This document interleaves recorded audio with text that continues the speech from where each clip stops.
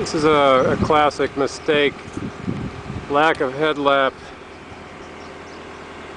This is the headlamp. There's the top of this slate here, bottom there, so this is the headlamp right here. It's about an inch, should be 3 inches. Like the one above it, it's like 2 inches. Yeah, and then this one is more along the lines of a appropriate headlamp. Then we get up to the next one, there's no headlamp at all here. So the headlamp's all over the place on this roof. It's a fairly classic mistake. These edge slates were cut on the front instead of the back, so you can see the bevel is reversed. You can see here's the normal bevel. Bevel's missing there. You go down the other half slate, bevel's missing.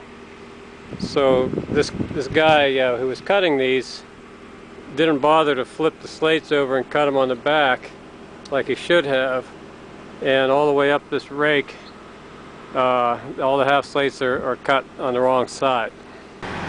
Another classic mistake, these nails are electro-galvanized, and the roof is only a year or two old, and you can see the rust that's already occurring on the nail.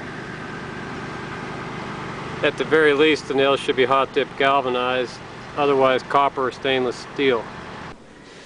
Okay, here's a perfect example of nails that are too long. These nails are 2.5 inch nails on with a 1/2 inch plywood deck. The nails are penetrating 1.5 inches through the roof, and they're also electro-galvanized. So we have 3 actual mistakes here. Electro-galvanized nails, too long, and inadequate roof deck. Okay, here's an example of an inadequate deck on a slate roof. This is 1/2 inch plywood. Minimum is 3/4, preferably an inch. This is a very expensive new home. Another mistake. See this little strap right there? That's what's holding the replacement slate in. Not only is that a dumb way to do it when you can use a slate hook, but notice there's a hole in the slate also that's in the place where it'll create a leak. So that repair is a very poor repair. This is why you don't use straps like that. They open up when something slides down the roof, and the slate slides out. Although it's recommended to use furring strips under a saddle ridge, they don't go on top of the slate. The furring strips nail to the roof deck, and these slates would butt against it.